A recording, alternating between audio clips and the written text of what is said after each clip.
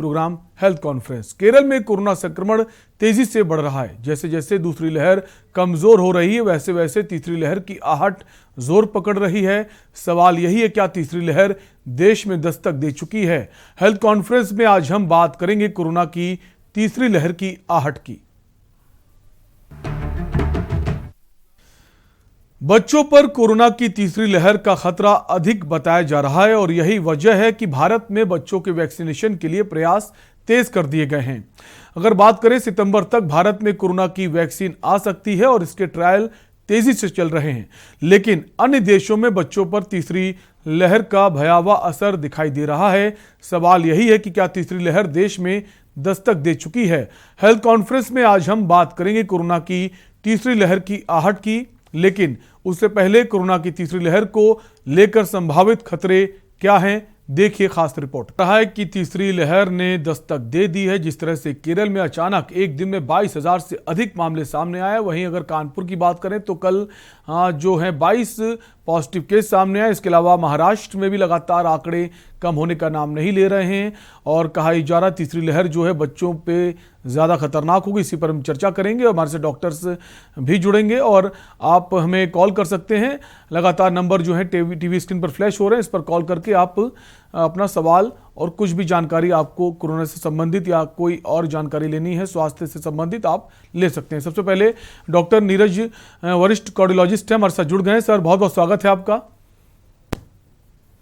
Doctor Neeraj, जिस तरह से अब आंकड़े सामने आए हैं, केरल की अगर बात करें तो लगातार अचानक से जहां मामले कम हो रहे थे, अचानक से 22,000 से अधिक मामले वहां पर आए हैं और इसके अलावा महाराष्ट्र में भी लगातार अब आंकड़े कम होने का नाम नहीं ले रहे हैं और नॉर्थ ईस्ट की अगर बात करें तो वहां भी स्थिति कमोवेश वैसी है। तो क्या लगता है कि तीसरी लहर की दस्तक आ चुकी है, दस्तक दे दी है उसने भारत में? देखिए, पहली लहर के बाद सेकेंड लहर जिस तरह से हमने देखी कि अचानक से एक वो आया, कुछ हजार केसेस शुरू हुए और बहुत जल्दी हम लोग एक लाख तक पहुंच गए थे। तो इसके पीछे का जो मेन रीजन था वो हम लोगों ने जो असावधानी बरती, जो हम लोगों ने एक कोविड प्रोटोकॉल बिहेवियर को फॉलो नहीं किया है, वो एक बड़ा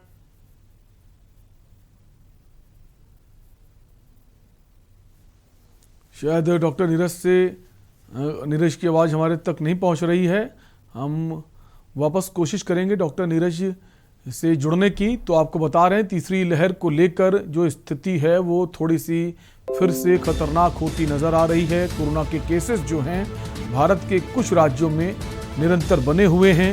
अगर बात करें नॉर्थ ईस्ट की तो वहाँ पर स्थिति ठीक नहीं है, लगातार केसों में उछाल आ रहा है। कुछ ज़िले तो ऐसे हैं जहाँ बहुत ज़्यादा केसेस नॉर्थ ईस्ट में देखने को मिले हैं और लेकिन जो इस स्थिति है, सरकार लगातार कोशिश कर रही है। अगर केरल की बात करें तो वहाँ पर केंद्र सरकार ने अपनी स्वास्थ्य टीम को भेज दिया है और कोशिश ये है कि किसी भी तरह स्थिति को काबू में किया जा सके, क्योंकि कहा यह जा रहा है कि जो तीसरी लहर होगी बच्चों के लिए बहुत घातक साबित होगी।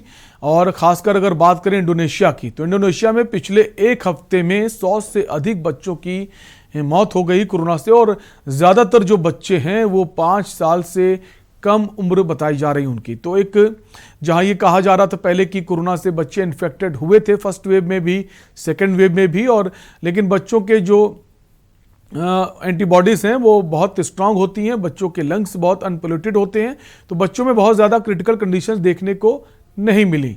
और ये भी कहा जा रहा कि तीसरी लहर जो भारत में अगर आएगी तो बच्चों को बहुत इन्फेक्ट करेगी, संक्रमित करेगी, लेकिन बच्चों के लिए बहुत ज़्यादा खतरे की बात नहीं है, क्योंकि बच्चों के अंदर बहुत सारे डिसीजेस भी नहीं होते हैं और लंग्स जो होते हैं अनपोल्यूटेड होते हैं और ख़ासकर लंग्स पर इसका असर पड़ता है। लेकिन जो इंडोनेशिया में आंकड़े आए हैं उसने कहीं ना कहीं सभी को डरा दिया है। पिछले एक हफ्ते में 100 से अधिक बच्चों की इंडोनेशिया में मौत हो गई हैं और उसके अलावा अगर और पीछे जाएं तो वहाँ भी बहुत ज़्यादा जो संख्या में बच्चे संक्रमित हो रहे हैं, एक चिंता का विषय। और केरल में जैसे आंकड़े आए हैं 22,000 मामले एक दिन में आ गए, तो जहाँ एक और देश में 44,000 के करीबन मामले आए, उसमें आधे से ज़्यादा मामले सिर्फ केरल के थे, तो वो भी एक चिंता का विषय है। ग्राफिक्स के जरिए आपको कुछ आंकड़े दिखाने की हम कोशिश करते हैं। भारत में तीसरी लहर का खतरा बढ़ने लगा है। स्वास्थ्य विभाग और सरकार ने किया अलर्ट। अस्पताल, बेड, ऑक्सीजन, प्रधानमंत्री का मंथन।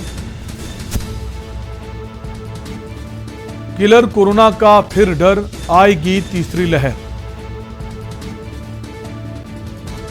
बाजारों में भीड़ भाड़ से बढ़ सकता है खतरा। टूरिस्ट प्लेस पर कोरोना को रोकने के टूट रहे नियम। बेलगाम भीड़ की तस्वीर देखकर पीएम मोदी भी फिक्रमंद। कैबिनेट मीटिंग में हेल्थ पैकेज का किया गया है ऐलान।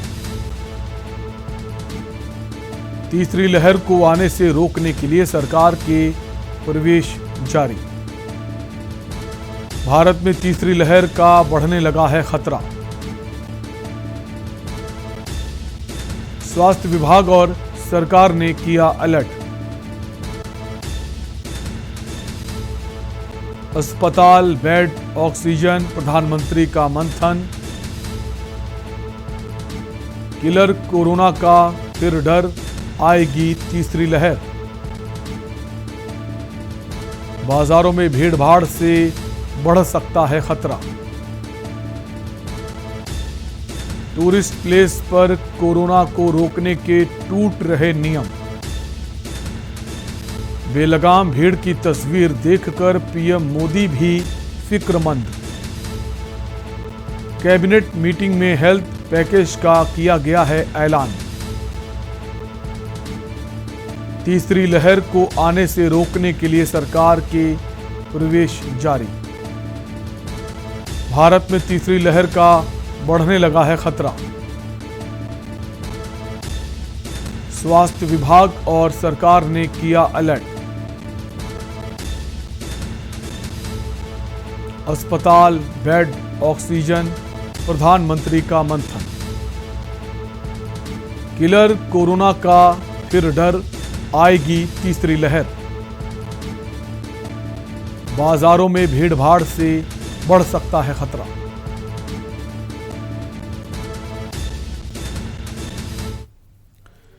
रुकेंगे एक छोटे से ब्रेक के लिए। ब्रेक के बाद जल्द वापस आएंगे।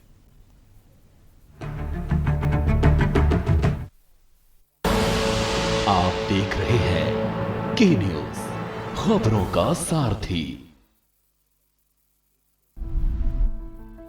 दृढ़ संकल्प, दृढ़ इच्छा शक्ति, जागरूकता के साथ उत्तराखंड राज्य ने कोरोना की दूसरी लहर का डटकर किया सामना। जन जन का साथ और उनके विश्वास के साथ उत्तराखंड सरकार ने कोरोना के खिलाफ निर्णायक जंग लड़ी और कोरोना के मुश्किल समय में जन जन तक बेहतर स्वास्थ्य सुविधाओं के साथ जीवन रक्षक औषधियां, ऑक्सीजन और सभी जरूरी वस्तुओं की उपलब्धता सुनिश्चित की है। लेकिन अब एक बार फिर आपके साथ और आत्मविश्वास के साथ हमें कोरोना की तीसरी लहर को आने से पहले ही रोकना होगा। कोरोना से बचाव के नियमों का पालन करें, मास्क जरूर लगाएं, जरूरी होने पर ही घर से बाहर निकलें। कोरोना वैक्सीनेशन करवाकर खुद भी सुरक्षित रहें और समाज को भी सुरक्षित करें।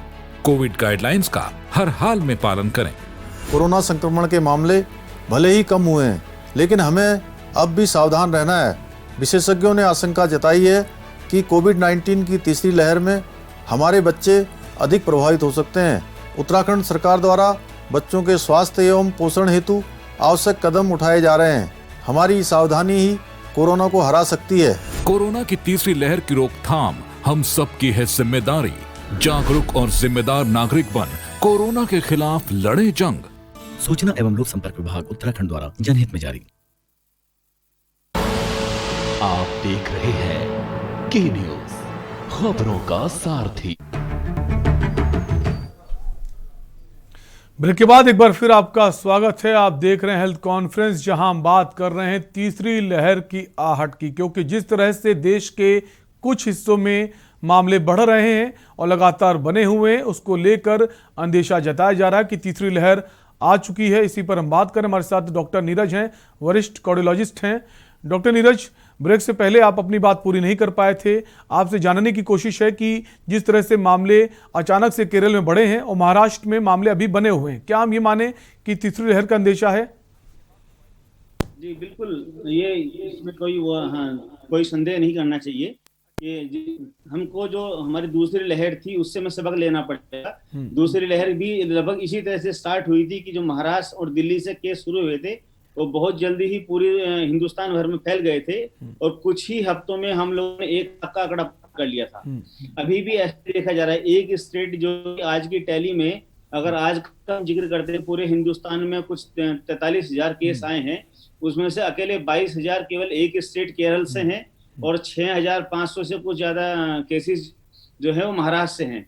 तो ये एक तरह का जो अभी एक दो स्टेट तक जो चीज सीमित है वो कब पूरे प्रदेश में फैल जाएगी उसके लिए उसमें कोई बहुत ज्यादा समय नहीं लगेगा। तो हम लोगों को ध्यान रखना है कि किसी भी तरह की कोई लापरवाही जो पिछली बार गलती की गई तो इस बार ना हो, तभी हम थर्ड लहर को आने से रोक सकते हैं या उसके आने को धीमा कर सकते हैं। अन्यथा थर्ड लहर जो है वो हम लोग के सामने पूरी तरह से खड़ी है। डॉक्टर नीरज, ये कह सकते हैं कि जिस तरह से सेकेंड वेव आई फर्स्ट वेव के बाद, हम तैयार नहीं थे उसके लिए, लेकिन जिस तरह से लगातार केसेस बढ़े, अस्पतालों में बेड्स की कमी हुई, ऑक्सीजन की कमी हुई, उसको लेकर हमने काफ़ी तैयारी की है और थर्ड वेव को लेकर इस बार हम पहले से बहुत ज़्यादा तैयार हैं। तो क्या आप ये माने अगर थर्ड वेव आती है तो हम पूरी तरह तैयार हैं उसको संभालने के लिए? कुछ गलतफहमियां हैं वो मैं थोड़ा सा क्लियर करना चाहता हूँ। जब कोरोना के पहली लहर आई थी तो हिंदुस्तान में बहुत ज्यादा प्रभाव नहीं था और इसका जो मेन जो टारगेट थे वो देश के कुछ बड़े विकसित देश थे, जैसे कि हमारे यूरोप कंट्रीज, अमेरिकन था और इंग्लैंड था, इस तरह से चाइना था जो मेनली अफेक्टेड कंट्रीज थे। वहां पे ये सुविधाएं ऑलरेडी मौजूद हैं, फिर भी वो अपने यहाँ होने वाली मौतों को रोक नहीं पाए थे। तो ये जो हमारी मेडिकल सुविधाएं जिनको हमने बढ़ाया है वो इसलिए बढ़ाया है कि अगर हमारे जो कॉम्प्लिकेशन रेट है हम उनको कम कर सकते हैं, लेकिन इसका मतलब ये नहीं कि मेडिकल हॉस्पिटल्स में बेड बढ़ जाने से कोरोना केस कम हो जाएंगे या लोग कम बीमार होंगे, ऐसा नहीं है। ये केवल जो गंभीर मरीज हुए हैं उनमें से हो सकता है हम कुछ ज्यादा लोगों को इस बार बचा ले जाएं, लेकिन इससे हमारी मेडिकल जो सुविधाएं गवर्नमेंट ने बढ़ाई है इसका बिल्कुल ये हम लोग ये ना सोचे कि थर्ड लहर आएगी तो हम लोग पूरी तरह सुरक्षित हैं, ऐसा बिल्कुल नहीं है। और डॉक्टर नीरज, ये कहा जा रहा था कि जो थर्ड वेव आएगी उसमें बच्चों को बहुत ज़्यादा संक्रमित कर सकती है और इसको लेकर काफ़ी तैयारियां भी की गई हैं। बच्चों के जो आईसीयू हैं उनकी संख्याओं को बढ़ाया गया है, कई सारे अस्पताल में बच्चों के आईसीयू भी रिजर्व रखे गए हैं। लेकिन अब ये एक सीरो सर्वे हुआ है, उसमें ये कहा गया है कि बच्चों की जो एंटीबॉडीज़ हैं वो 62% तक हैं, तो कह सकते हैं बच्चों को ज़्यादा खतरा नहीं होगा। लेकिन सवाल ये कि इंडोनेशिया के जो आंकड़े आ रहे हैं, पिछले एक हफ्ते में 100 से ज़्यादा बच्चों की मौत हुई और खासकर जिनकी उम्र 5 साल से कम है। ज़्यादातर मामले ये हैं जिनमें 5 साल की कम उम्र है बच्चों की, तो कहीं ना कहीं एक चिंता वाला विषय है बच्चों को लेकर। जी बिल्कुल, इसमें देखिए, इसमें 2-3 चीजें समझने वाली हैं जी। पहला तो ये है कि अभी तक जो चीज डेल्टा प्लस वेरिएंट के जो हमारा जो नया वेरिएंट आया है डेल्टा प्लस वेरिएंट, उसके बारे में कुछ चीजें अभी क्लियर नहीं है, कुछ चीजें क्लियर हैं। जो चीज क्लियर हो गई है वो ये है कि डेल्टा प्लस वेरिएंट जो है वो हमारा ज्यादा इन्फेक्शियस है, यानी कि वो बहुत तेजी से एक आदमी से दूसरे आदमी के अंदर फैलेगा।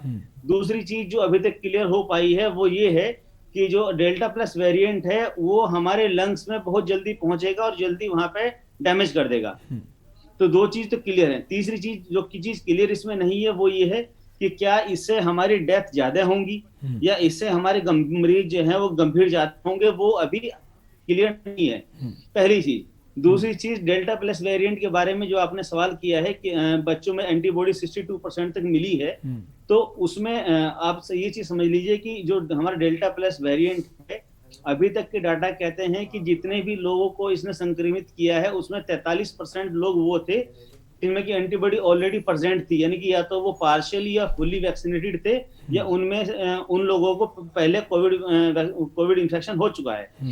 तो वैक्सीन का होना, वैक्सीन का लग जाना या हमारे अंदर एंटीबॉडी होना, ये कहीं से भी इस बात को प्रमाणित नहीं करता है कि हमारे अंदर डेल्टा प्लस वेरिएंट का इन्फेक्शन नहीं होगा, पहली चीज। तो बच्चे हो या एडल्ट हो, वो 50 साल से कम उम्र के हो या 50 साल से ज्यादा उम्र के हो, इसमें से आपका वैक्सीनेशन है या आप इन्फेक्शियस है, आपको पहले ये कह सकते हैं डॉक्टर नीरज की वैक्सीनेशन करवाने से आप सुरक्षित हो सकते हैं, लेकिन आप ये कह दें कि आप संक्रमित नहीं होंगे, ये नहीं कहा जा सकता। एक ब्रेक के लिए रुकेंगे डॉक्टर नीरज, आप हमारे साथ बने रहिए, छोटे से ब्रेक के लिए रुकेंगे, ब्रेक के बाद भी हेल्थ कॉन्फ्रेंस जारी है।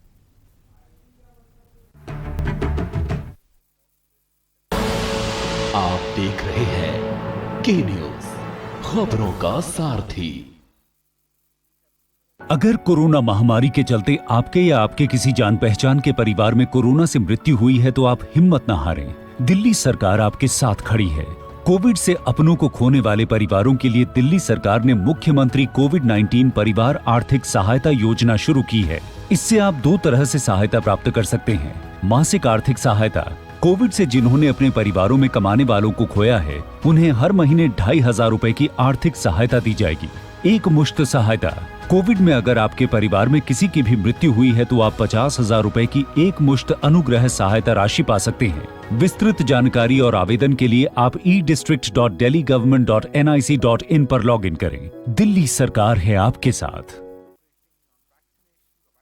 जुबान के लिए उड़ चला गैरों की ज़मीं पर, खुशबू अपने पन की ढूंढता।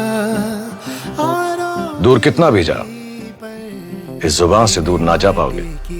विमल, बोलो जुबान केसरी। आप देख रहे हैं के न्यूज, खबरों का सारथी। ब्रेक के बाद एक बार फिर आपका स्वागत है। आप देख रहे हैं हेल्थ कॉन्फ्रेंस, जहां हम बात कर रहे हैं तीसरी लहर की आहट को लेकर, क्योंकि जिस तरह से जो आंकड़े हैं वो फ्लक्चुएट हो रहे हैं। नॉर्थ ईस्ट की अगर बात करें तो बहुत सारे ऐसे राज्य हैं जहां पर अभी भी मामले बढ़ते जा रहे हैं, और केरल में खासकर 22,000 मामले एक दिन में आना कहीं ना कहीं एक चिंता का विषय है। हालांकि सरकार पूरी तरह से तैयार है इसको लेकर, और सरकार ने अपनी जो केंद्र सरकार है उन्होंने स्वास्थ्य टीम भी केरल की रवाना कर दी है। इसके अलावा अगर महाराष्ट्र की बात करें, वहाँ भी स्थिति बहुत बेहतर नहीं है। इसी पर हम चर्चा कर रहे हैं। डॉक्टर नीरज हमारे साथ जुड़े हुए हैं, और लगातार जो हमारे फ़ोन नंबर्स हैं स्क्रीन पर फ्लैश हो रहे हैं, आप इन पर कॉल कर सकते हैं, और आपके मन में कोरोना से जुड़ा कोई भी सवाल है आप कर सकते हैं। डॉक्टर नीरज, ब्रेक से पहले वैक्सीनेशन को लेकर हम बात कर रहे थे। अगर हम बात करें अमेरिका की, अमेरिका में बहुत सारी आबादी को वैक्सीनेट किया जा चुका है, और थर्ड वेव की आशंका वहाँ जताई जा रही, कहा जा रहा है थर्ड वेव वहाँ आ गई है, और बहुत सारे लोग जो हैं संक्रमित भी हुए हैं, लेकिन बहुत ज़्यादा क्रिटिकल कंडीशन नहीं कि डेथ रेट आपका बढ़ गया हो। तो ये मान सकते हैं जो लोग वैक्सीनेट हो गए हैं भारत में, उनके लिए चिंता की बात नहीं है थर्ड वेव में। जी देखिए, इसमें एक जो मेन पॉजिटिव पॉइंट है वैक्सीनेशन के बाद, अभी तक जितने भी डाटा आए हैं अलग अलग कंट्रीज से, अपने इंडिया से भी जो डाटा आए हैं, उसमें एक चीज बड़ी स्पष्ट है कि वैक्सीनेशन के बाद एक चीज सुनिश्चित हो जाती है कि आपके अंदर अगर कोई कोरोना इन्फेक्शन आता भी है तो बहुत कम मरीज ऐसे होंगे जिनको कि अस्पताल में भर्ती होने की जरूरत पड़ेगी, और उनमें से भी बहुत ही कुछ ही नंबर्स ऐसे होंगे जिनको कि शायद डेथ भी हो सकती है। तो वैक्सीनेशन से जो वैक्सीनेशन से जो मेन फायदा जो जनता को है वो ये है कि कोरोना इन्फेक्शन अगर आपके अंदर होता भी है तो एटलीस्ट आप सुरक्षित हैं किसी भी गंभीर बीमारी अथवा मृत्यु से।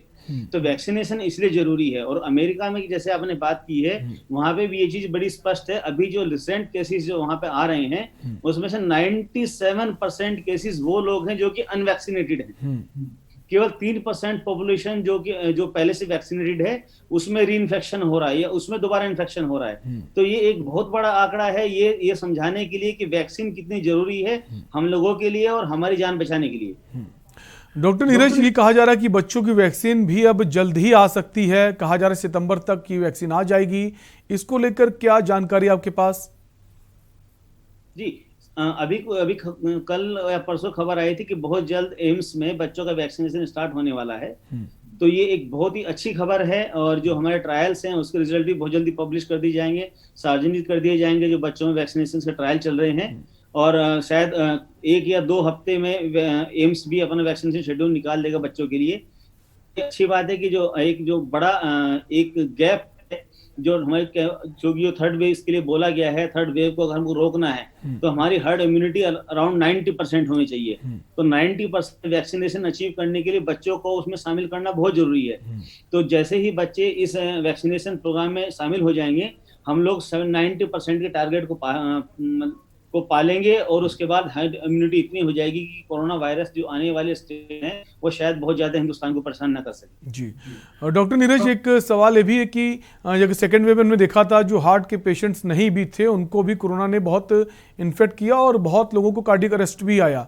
तो उसको लेकर हम चाहेंगे आप हम दर्शकों को कुछ ऐसी जानकारी दें कि जो हार्ट के पेशेंट हैं वो अपना ख्याल कैसे रखें। जी डॉक्टर नीरज की शायद आवाज़ हमारे तक नहीं पहुंच रही है। हम वापस कोशिश करेंगे डॉक्टर नीरज हमसे जुड़ें।